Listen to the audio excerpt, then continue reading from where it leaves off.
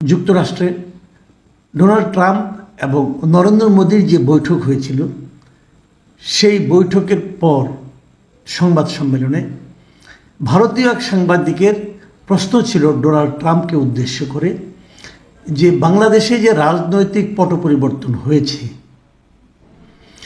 এই ক্ষেত্রে যুক্তরাষ্ট্রের ডিপ স্টেটের কোনো ভূমিকা ছিল কিনা, মানে যুক্তরাষ্ট্র অফিসিয়ালি অথবা আনঅফিসিয়ালি এখানে কোনো ভূমিকা রেখেছিল কিনা, এখানে টাকা পয়সা দিয়ে কোনো রকম প্রভাব বিস্তারের চেষ্টা করেছিল কিনা, এরকম প্রশ্ন ছিল।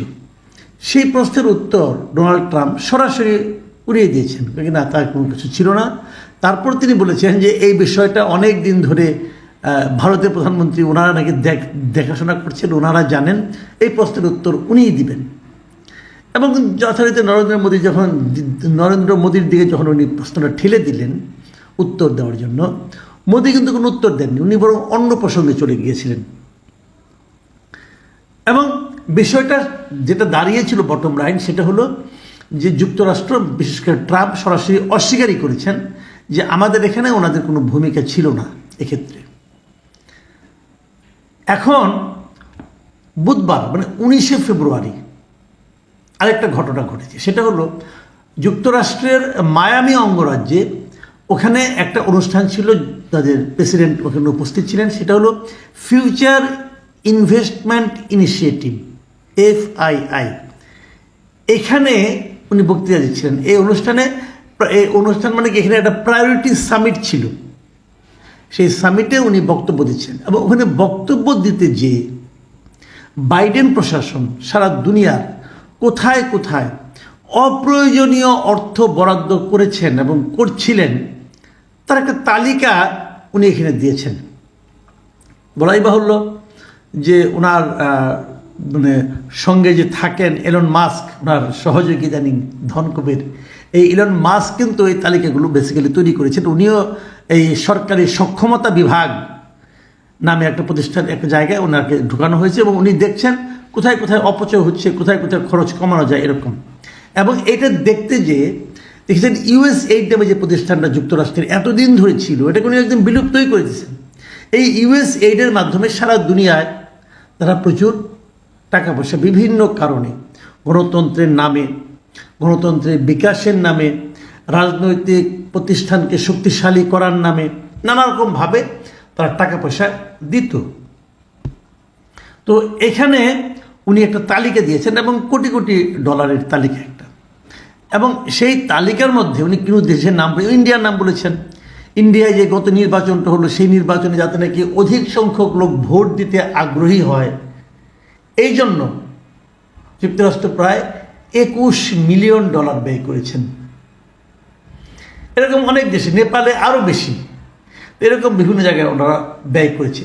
এর মধ্যে বাংলাদেশের নামটাও আছে। বাংলাদেশের জন্য ব্যয়ের পরিমাণ হচ্ছে $29 মিলিয়ন, মানে $29 মিলিয়ন, যেটা আমাদের টাকায় হচ্ছে $2,90,00,000 মার্কিন, প্রায় 300 কোটি টাকার মতো হবে। তো এই টাকাটা তারা ব্যয় করেছে আমাদের এখানে। কেন করেছে? সেখানে বলা হয়েছে যে বাংলাদেশের রাজনৈতিক পটভূমি শক্তিশালী করার উদ্দেশ্যে এই টাকাটা বরাদ্দ দিয়েছে বাইডেন প্রশাসন। এটা যে মাত্র একবার দিয়েছে তা কিন্তু না, USAID তো আমাদের এখানে অনেকদিন ধরে কাজ করে, তার মানে এর আগেও এই টাকাগুলি ব্যয় হয়েছে। এই যে জিনিসটা ব্যয় হওয়াটা আমাদের রাজনৈতিক পটভূমি শক্তিশালী করার জন্য যুক্তরাষ্ট্রের এই যে আগ্রহ এবং নানা প্রতিষ্ঠানের মাধ্যমে অর্থ বিনিয়োগ, বেসিক্যালি এটাই ডিপ স্টেট বলা হয়, এইগুলিকে ডিপ স্টেট বলা হয়। সেখানে CIA-র ইনভলভমেন্ট, সেখানে আরও গোয়েন্দা সংস্থাগুলোর ইনভলভমেন্ট, এগুলোই ডিপ স্টেটের কাজ। তো যে জিনিসটা উনি 13 তারিখে অস্বীকার করলেন, একদম মুখ পুছে অস্বীকার করলেন, 20 তারিখে আবার ওটাই উনি বলে দিলেন, এবং ওনার এই বক্তব্য থেকে বেরিয়ে আসলো যে যুক্তরাষ্ট্রের ভূমিকা এখানে ছিল। তাহলে যে কথাটা এতদিন ধরে আওয়ামী লীগের পক্ষ থেকে বলা হচ্ছিল, এবং আওয়ামী লীগের শেখ হাসিনা নিজেও বলেছেন, আগে ক্ষমতায় থাকতে বলেছেন যে যুক্তরাষ্ট্র তাকে ফেলে দিতে চায়, তাকে সরিয়ে দিতে চায়, এবং তারপরে ওনার পতনের পরে আওয়ামী লীগের অনেক নেতাকে বলতে শুনেছি যে শেখ হাসিনার পতনের পেছনে যুক্তরাষ্ট্রের একটা ভূমিকা ছিল। এই যে বিষয়গুলো ছিল, এই যে কথাগুলো, তো এগুলো একেবারে মূল্যহীন, একেবারে ভিত্তিহীন। এখন তো আর তা মনে হচ্ছে না, হয়তো বা ছিল। তাহলে এই টাকাটা তারা কোথায় ব্যয় করলো, অথবা কোথায় ব্যয় করতো, অথবা আগামীতেও বা কোথায় ব্যয় করবে?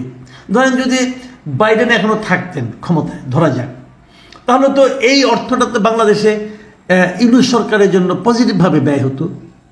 ইউনূস সরকারকে আরও ভালো কিছু করার জন্য, ভালো কিছু দেখানোর জন্য হয়তো এটা ব্যয় হতো। আবার আওয়ামী লীগের ক্ষেত্রে, যারা আওয়ামী লীগ সরকার ছিল তাদেরকে ওখান থেকে নামিয়ে দেওয়ার জন্য হয়তো ব্যয় হয়েছে। অনেকে কিন্তু জিজ্ঞাসা করেন এই যে বড় বড় বিভিন্ন রকম আন্দোলন হয়, হ্যাঁ, হাজার হাজার মানুষ আন্দোলন করেন, এটা একটা ব্যয় আছে না, এই ব্যয়টা কোত্থেকে আসে? তখন দু একজন বলতো, ভাই এই যে খরচগুলো ভূতে যোগায়। তো এখন বোঝা যাচ্ছে ভূতটা বোধ হয় এটাই ভূত, এরাই ভূত। আমি ঠিক জানি না আসলে কি, কিন্তু এই কথার থেকে আবার অনেকে ভুল বুঝতে পারেন। অনেকে ভুল বুঝতে পারেন এই কারণে, অনেকে ভাবতে পারেন যে তাহলে কি যুক্তরাষ্ট্রই হাসিনাকে নামিয়ে দিল? না, আমি কিন্তু তা মনে করি না। যুক্তরাষ্ট্র যেমন নামিয়ে দিতে পারে না এককভাবে, ভারতও তেমনি কোনো একটা সরকারকে ধরে রাখতে পারে না। ভারত নিশ্চয়ই হাসিনা সরকারকে ক্ষমতায় রাখতে চেয়েছিল, পারে নাই। যুক্তরাষ্ট্রই নামিয়ে দিতে চাইলে যুক্তরাষ্ট্র আরও আগেই নামিয়ে দিত। আগে কি তারা চেষ্টা করে নাই? তারা চেষ্টা সবসময় করেছে। কিন্তু আসলে মাথায় রাখতে হবে, হাসিনার পতনের মূল কারণ হলো জনগণ। এদেশের সাধারণ মানুষ এই হাসিনা সরকারের উপর ক্ষিপ্ত হয়ে গিয়েছিল। তাদের আচরণের কারণে, তাদের কর্মকাণ্ডের কারণে, তাদের অবাধ লুটপাট করার কারণে, দেশ থেকে বিপুল পরিমাণ সম্পদ বাইরে পাচার করার কারণে এদেশের মানুষ এই সরকারের উপর বিরক্ত হয়ে গিয়েছিল, ক্ষুব্ধ হয়ে গিয়েছিল, ক্রোধান্বিত হয়েছিল। সেটাই হলো মূল কারণ। বাকিটুকু সাবসিডিয়ারি, বাকিগুলো সহযোগিতামূলকভাবে এসেছে, কিন্তু মূল কারণ হলো জনগণ। জনগণ যদি ঠিক থাকতো, জনগণ যদি কোনো সরকারকে ধরে রাখতে চায়, তাকে এখান থেকে সরিয়ে দেওয়া কঠিন। আর জনগণ যদি কোনো সরকারকে নামিয়ে ফেলতে চায়, তাকে ওখানে টিকিয়ে রাখাও কঠিন। হাসিনা এই জনগণের কারণে তার চলে গিয়েছিল। আর বাদ বাকি যেগুলো, সেগুলোও ছিল, সেগুলো কিছু কিছু ভূমিকা তো অবশ্যই রেখেছে। তো ডিপ স্টেট একদম কাজ করেনি তা বোধ হয় নয়, অনেক ডিপ স্টেটে কাজ করেছে।